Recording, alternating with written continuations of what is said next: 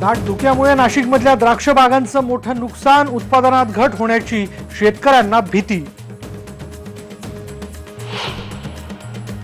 राज्यात थंडीचा कडाका कायम. परभणीत 4.8 पारा अंश सेल्सिअसवर तर पुण्यात 6.6 अंश सेल्सिअस तापमान. विदर्भातही थंडीचा कडाका. बुलढाण्यात 7 अंश, वर्ध्यात पारा 8.9 अंशांवर तर नाशिकच्या निफाडमध्येही आजही निच्चांकीच. जळगावच्या बाजारात आली रुचकर बोरं. रुचकर बोरांची चवच न्यारी. ऍपल बोरांना खास मागणी.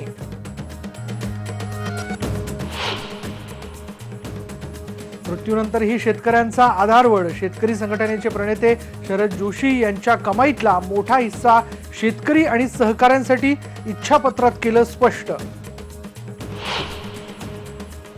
देवगडच्या ग्रामीण रुग्णालयात इंजेक्शन दिल्यानंतर रुग्णाचा फक्त 10 मिनिटातच मृत्यू. आरोग्य प्रशासनाचं सपशेल दुर्लक्ष. आणि बारामतीत हुरडा पार्ट्यांचा हंगाम जोरात. शहरी पर्यटक घेतायत गरमागरम हुरड्याचा आस्वाद.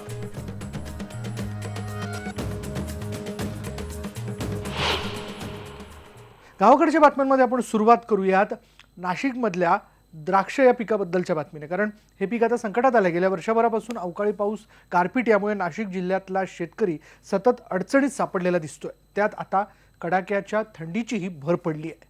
द्राक्ष बागायतदारांना या थंडीचा सर्वात जास्त फटका बसतोय. अतिथंडीमुळे द्राक्ष पिकांवर रोगांचा प्रादुर्भाव होतोय. सध्या महाबळेश्वरपेक्षा जास्त थंडी आहे नाशिकमध्ये. निफाडमध्ये तर सलग निच्चांकी तापमान नोंदवलं गेलंय. ही थंडी नागरिक एन्जॉय करत असले तरीही द्राक्ष बागायतदारांना मात्र त्याचा मोठा फटका बसलाय. रब्बी पिकांसाठी पोषक असलेली ही थंडी द्राक्ष पिकांसाठी मारक ठरली आहे. थंडीमुळे द्राक्ष मण्यांना तडे जात आहेत. 10-1 वर्षापूर्वी जो रेट द्राक्षाला होता तोच रेट आजही आहे. आणि पावडरीचे जे रेट होते त्याच्या चौपट 10 पटीने रेट वाढलेले आहे. खतांच्या सबसिड्या काढलेल्या आहे. त्यामुळे आता बाग हा खूपच म्हणजे खर्च जास्त आणि उत्पन्न कमी असं झाल्यामुळे बागा ठेवायच्या मनस्थितीत शेतकरी नाही आहे. भुरी डावणे असे रोग यायला लागलेले. त्याला आम्ही पेपर्स लावण्याचा प्रयत्न केलेला आहे तरी त्याच्यामध्ये बर्निंग दिसतीच. आणि पाला खराब होऊ राहिला, ही बर्निंग होऊ राहिलं. त्याच्यामुळे जेवढं इथपर्यंत जवळजवळ वर्षभर सांभाळायचं आणि वर्षाच्या अखेरीस याचे त्याच्यात मार्केटिंग तिकडं दिल्लीला क्लायमेट गार आहे पडलं राहिलं. त्याच्यामुळे मार्केटचे झालेलं एवढा खर्च करून 30 आणि 40 रुपये आत्ताच मार्केट आहे. तेव्हा अजून जर बागाचा सीझन चालू झाला तर अजून निच्चांक गाठील आणि शेतकऱ्याला काय परवडत. आताच मणी गळून पडतायत. त्यात पारा आणखी खाली गेला तर द्राक्षांचं आणखी नुकसान होण्याची शक्यता आहे. द्राक्षाची मोठी बाजारपेठ समजल्या जाणाऱ्या नाशिक जिल्ह्यातील द्राक्ष शेतकरी हा अडचणीत सापडलाय. गेल्या काही दिवसापासून पडत असलेल्या कडाक्याच्या थंडीमुळे द्राक्षांवर भुरी तसंच डावणी आजाराचा प्रादुर्भाव होताना दिसतोय. जर ही थंडी पुढे अशी कायम राहिली किंवा थंडीमध्ये वाढ झाली तर द्राक्ष मण्यांना तडे जाऊन द्राक्ष उत्पादनात घटही होऊ शकते. नाशिकची द्राक्ष इतर देशांमध्ये मोठ्या प्रमाणात एक्सपोर्ट केली जातात, पण नुकसान झाल्यावर त्याची भरपाई मात्र मिळत नाही. त्यामुळे द्राक्ष पीक वाचवण्याची मागणी नाशिकचे खासदार करतायत. एकदम गारपीट असेल त्यामुळे द्राक्षे म्हणजे पीक आल्यानंतर ते फाटल्या जातं आणि म्हणून त्यासाठी नेटची आवश्यकता आहे. जेणेकरून ऊन असेल किंवा पाऊस असेल, थंडी असेल, याची तिन्हीची स्टेबिलिटी राहून ते जे फळ आहे ते योग्य प्रकारे होईल त्यासाठी ती नेटची आवश्यकता आहे. आणि त्या नेटसाठी शासनाने जास्तीत जास्त सबसिडी या द्राक्ष बागायतदारांना द्यावा अशी मागणी आम्ही त्या ठिकाणी करणार आहोत. या वर्षात द्राक्ष उत्पादक शेतकऱ्यांना सतत आसमानी संकटाचा सामना करावा लागलाय. त्यामुळे गुलाबी थंडी या द्राक्ष उत्पादकांसाठी मात्र बोचरी झाली आहे. कपिल भास्कर, IBN लोकमत, नाशिक. या सगळ्या परिस्थितीवरती आपण चर्चा करणार आहोत. आपल्याबरोबर नाशिकमधनं कृषी तज्ज्ञ तुषार उगले आहेत. तुषारजी, अगदी हे वर्ष संपलेलं नाही. या वर्षाच्याच मध्यावरती गारपिटीने सगळ्यांना झोडपलेलं होतं. उभं पीक हे झोपलं. द्राक्षांचे घड गळून पडले होते, मणी तडकला होता आणि आता वाट्याला थंडी आलेली आहे. या परिस्थितीत आपण बघतोय द्राक्षाची काय परिस्थिती होते हे आम्हाला जरा सविस्तर जाणून घ्यायचं आहे की आतापर्यंत आपण पाहिलेलं आहे की काही पिकांकरता थंडी पोषक असते, पण द्राक्षाला ती मारक ठरते. काय नेमका परिणाम होतोय द्राक्षावरती? या थंडीमध्ये द्राक्षामध्ये साधारण त्या ठिकाणी झाडाची जी वाढ आहे नॉर्मल कंडिशनमध्ये जी वाढ होते ती वाढ त्या ठिकाणी होणार नाही आणि मण्याचा विकास हा त्या ठिकाणी थांबण्याची शक्यता त्या ठिकाणी जास्त आहे. जे मणी 12 ते 13 mm साईजला आहेत त्यांची जी वाढ आहे ती वाढ त्या ठिकाणी एका आठवड्यामध्ये 2-3 mm पर्यंत अपेक्षित आहे, पण ती व्हायची शक्यता फार कमी आहे.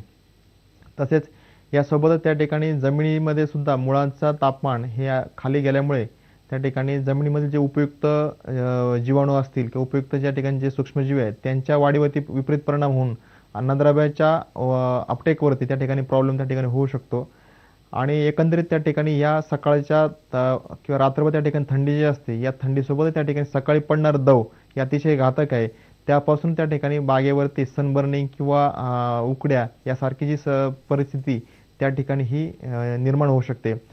या ठिकाणी बागेमध्ये त्या ठिकाणी शेतकऱ्यांचे पेपर द्राक्ष बाग घडाला पेपर लावण्याचं पण काम चालू आहे.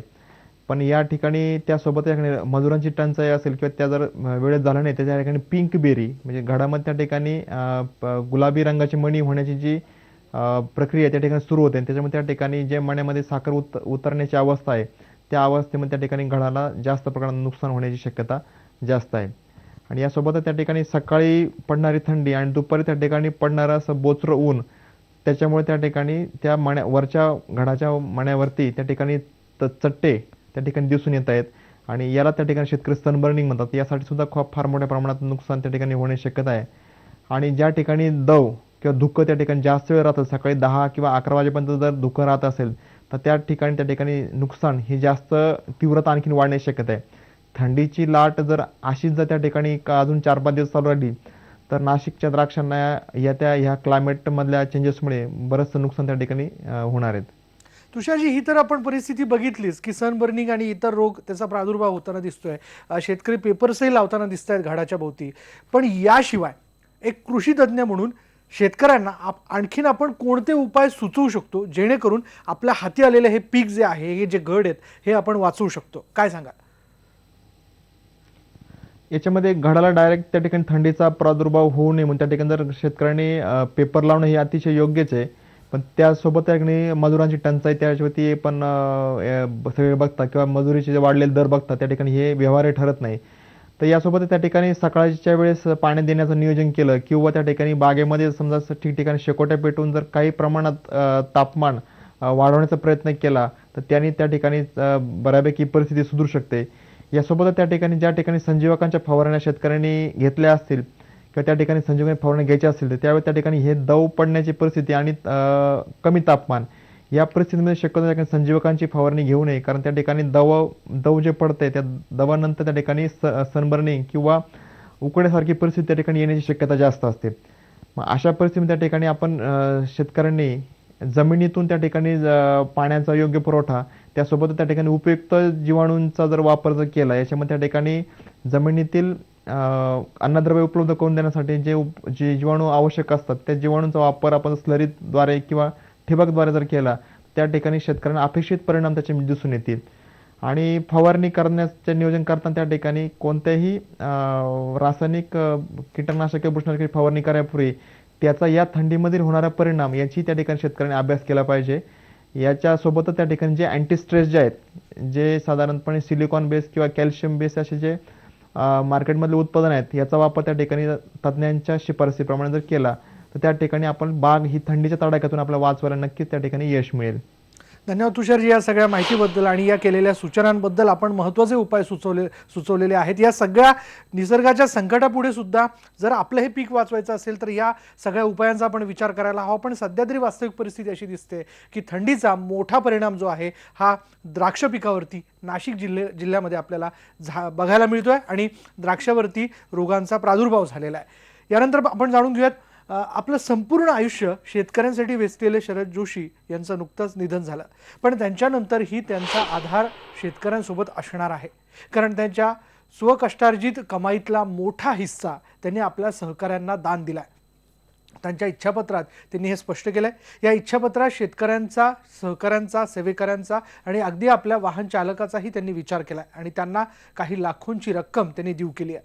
त्यांची शेती, कारखान्याचा हिस्सा, जमीन हे सगळं त्यांनी अर्पण केलं आहे. फक्त पुण्यातलं राहतं घर त्यांनी त्यांच्या दोन्ही मुलींच्या नावे केलं आहे. त्यांनी ते वील करून ठेवलं होतं त्यावेळीचे आम्ही तिघंजणं ट्रस्टी आहो. मी म्हात्रे सर आणि बाबूभाई आपले जैन, बाबूभाई जैन म्हणून ते आम्ही तिघं लोक ट्रस्टी आहोत त्याचे. तर त्या वकिलांनी ती विल साहेब गेल्यानंतर 4-5 दिवसांनी उघडली आणि त्याच्यामध्ये त्यांनी असं लिहिलं की त्यांचे जे सहकारी आहे, ज्यांनी इतके दिवस शरद जोशींबरोबर काम केलं आणि साहेबांना सांभाळलं, त्या तिघांना म्हणजे एक म्हात्रे सर, ते शरद जोशींचे जणू काही पर्सनल असिस्टंटच होते, प्रत्येक काम त्यांच्याशिवाय अडायचं ते म्हात्रे. दुसरी त्यांची मानलेली मुलगी होती दीदी, तिचं नाव होतं दर्शनी भट, आणि तिसरे अनंत देशपांडे. मग यातनं काहीतरी उतराई व्हावं म्हणून शरद जोशींनी 20-20 लाख रुपये या तिघांनाही या मृत्यूपत्रामध्ये लिहिलेले आहेत. आणि गावाकडच्या बातम्यांमध्ये या बातमीनंतर इथे वेळ झाले का ब्रेकची, आणि ब्रेक नंतर जाऊया बारामतीतल्या हुरडा पार्टीत हुरडा चाखायला. पहा फक्त IBN लोकमत.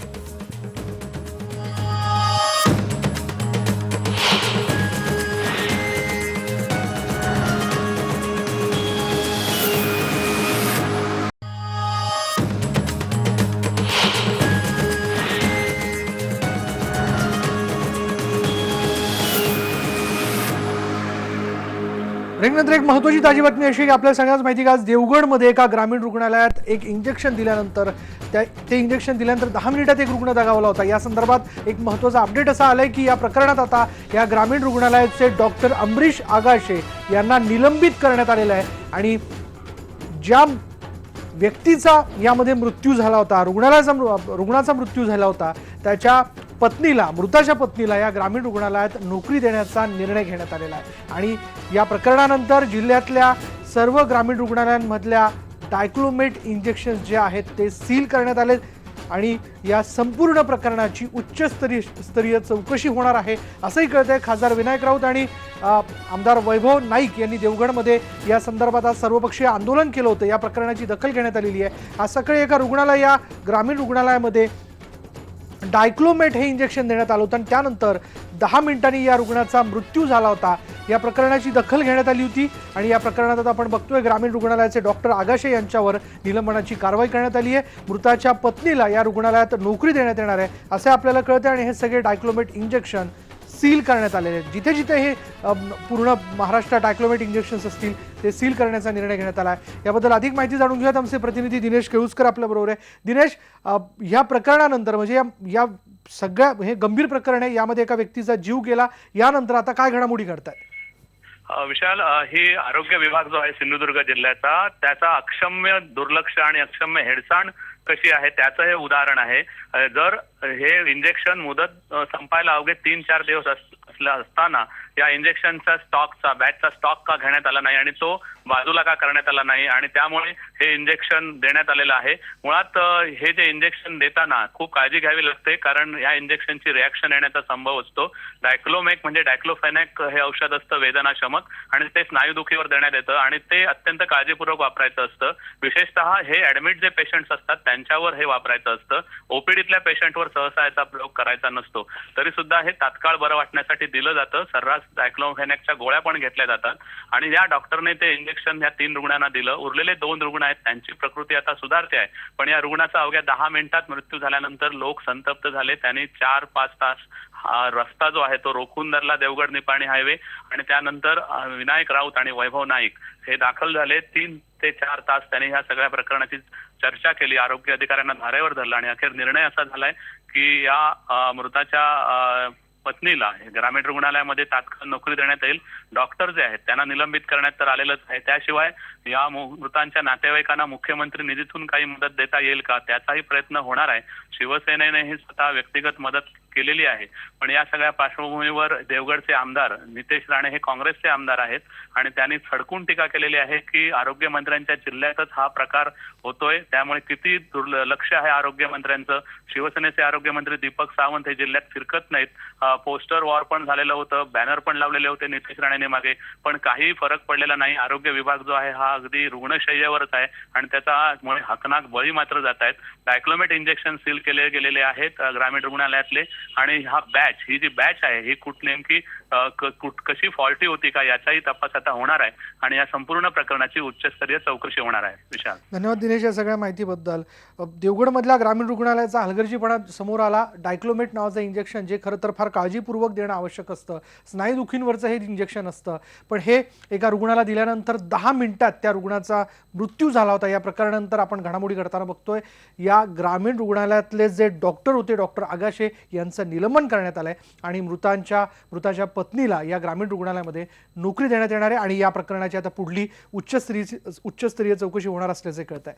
यानंतर आपण जाणून घेऊया बातमी आहे कोल्हापूरमधनं. कोल्हापूर जिल्ह्यातील आजरा तालुक्यातील मुमेवाडी इथे आज वीज उपकेंद्रात काल ट्रान्सफॉर्मरमध्ये अचानक स्फोट झाला आणि या स्फोटामुळे चंदगड, आजरा आणि गडहिंग्लज तालुक्यातील काही भागातील विद्युत पुरवठा हा तब्बल 15 तासांसाठी ठप्प झाला होता.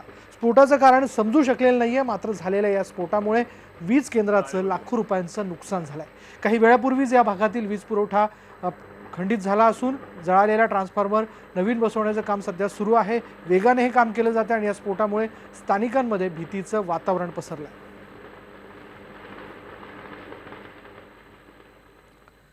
बातमी आता परभणीत आहे. परभणी पाथरी या राष्ट्रीय महामार्ग 222 वरील पेडगाव फाट्याच्या रस्त्यावर आलेल्या एका वेडसर मुलीला वाचवण्याच्या नादात दारूच्या रिकाम्या बाटल्या घेऊन जाणाऱ्या ट्रकचा भीषण अपघात झाला. ट्रक थेट झाडावर आदळल्याने यातील एक जण जागीच ठार झाला, तर एकाचा प्राण इथल्या ग्रामस्थांच्या मदतीनं वाचलेला असला तरी देखील ट्रकमधील एक जण गंभीर असून त्याच्यावरती जिल्हा सामान्य रुग्णालयात उपचार सुरू आहेत. दरम्यान या अपघातामुळे परभणी पाथरी या राष्ट्रीय महामार्गावरील वाहतूक 1 तास पूर्णपणे ठप्प झाली होती. अपघात एवढा भीषण होता की झाडात अडकलेल्या ट्रकला 1 तास प्रयत्न करूनही बाहेर काढता आलं नाही, परंतु इथल्या पेडगाव वासियांनी मोठ्या प्रयत्नांनी अडकलेल्या एकास बाहेर काढून तात्काळ उपचारासाठी रुग्णालयात दाखल केलं. आता बातमी आहे धुळे महापालिकेकडे असलेल्या थकबाकीबद्दलची. धुळे महापालिकेकडे 3 कोटींहून अधिक सिंचन विभागाची थकबाकी असून थकबाकी न भरल्यास पाणी पुरवठा खंडित करण्याचा इशारा सिंचन विभागाने दिलेला आहे.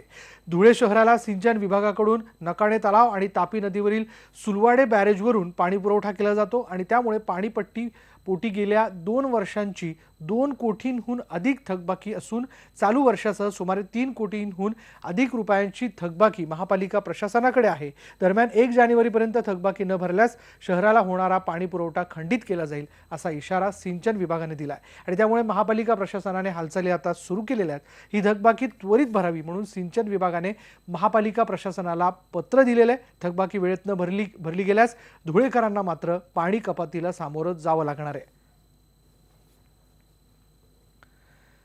यानंतर एका खास पार्टीबद्दल, म्हणजे चला या पार्टीतच आपण जाऊयात. डिसेंबर महिन्यात शेतातली ज्वारी बहारात यायला लागली की वेध लागतात ते हुरडा पार्ट्यांचे. त्यात सलग सुट्ट्या आल्यात आणि त्यामुळे हुरडा पार्ट्या सुरू झालेल्या आहेत. बारामती तालुक्याच्या ग्रामीण भागातही हुरडा पार्ट्यांची रेलचेल सुरू झाली आहे. चला आपण हे जाऊयात या हुरडा पार्टीमध्ये.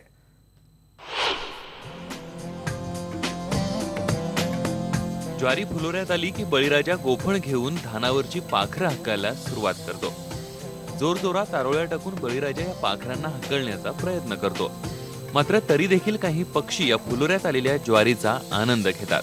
त्याच पद्धतीनं अनेक हौशी लोकही गरमागरम भाजलेल्या ज्वारीची मजा घेण्यासाठी थेट शिवारात येतात आणि सुरू होते हुरडा पार्टी. पुण्याहून आम्हाला असं कळलं की इथं हुरडा पार्टी छान आहे. मस्त गरम गरम हुरडा, त्याच्याबरोबर तिखट दही हे सगळं मेनू छान मिळतो, म्हणून इथं या मस्त थंडीमध्ये आम्ही हुरडा पार्टीचा लाभ घेण्यासाठी आलोय. नैसर्गिक कसा रीतीने बनवलेला हुरडा आणि त्याच्याबरोबर सगळे फॅमिली गेट टुगेदर आणि एक एन्जॉयमेंट सगळं म्हणजे सर्व अनुभवायला मिळतं आहे सुट्टीच्या ह्याच्यामध्ये. बारामती तालुक्यातला जिरायत भाग ज्वारीचा आगार म्हणून ओळखला जातो. त्यामुळे या भागात मोठ्या प्रमाणात हुरडा पार्ट्या रंगताना दिसत आहेत. विशेष म्हणजे या हुरडा पार्ट्यांसाठी मुंबई, पुणे, सातारा, नाशिक या शहरांमधून खवय येत असतात. मी 3 वर्ष झालं इथं फॅमिली सोबत येते. इथे यायच्या आधी आम्हाला आकटी म्हणजे काय, हुरडा म्हणजे काय अजिबात माहित नव्हतं, पण इथे आल्यापासून हा आनंद आम्हाला मिळाला. इथं नैसर्गिक वातावरण आहे आणि ह्यांचा गवळी काकांचा अतिशय आदरात त्यांनी ते स्वागत करतात. मनसोक्त हुरडा आणि सगळं अतिशय चविष्ट ते देतात. हुरड्यात आलेली ज्वारी कापून त्याचा हुरडा बनवला जातो. नंतर तो हुरडा चोळून उफणल्यानंतर हुरडा खायला तयार होतो. दरम्यानच्या काळात पर्यटकांना या परिसरात असलेल्या निसर्गाचा आनंद घेता येतो. त्यानंतर सुरू होतात त्या जेवणावळी. चुलीवरच्या भाकरी, पिठलं, ठेचा, थालीपीठ, दही याबरोबरच विविध प्रकारच्या चटण्यांनी ताट अगदी भरून जातं. यानंतर इथे वेळ झाली का ब्रेकची. ब्रेक घेऊयात. पहा फक्त IBN लोकमत.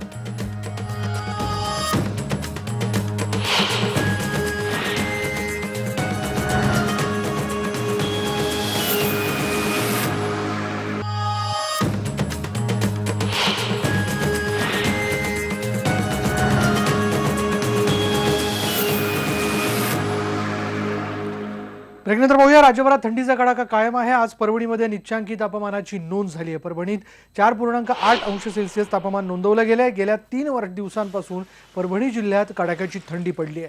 वसंतराव नाईक मराठवाडा कृषी विद्यापीठाच्या हवामानशास्त्र विभागानं ही माहिती दिली आहे. इतक्या वर्षात पहिल्यांदाच अशी थंडी पडली आहे. सकाळी लवकर आणि रात्री उशिरा रस्त्यांवरची गर्दी आता अगदी कमी झालेली दिसते. तर संपूर्ण विदर्भात थंडीची लाट कायम असून गेल्या 2 दिवसात पारा 10 अंशांनी खाली घसरला. या हिवाळ्यातील तापमानाचा निच्चांक गाठला गेलेला आहे. यानंतर गावाकडच्या बातम्यांमध्ये इथे थांबणार आहोत. पहा फक्त IBN लोकमत.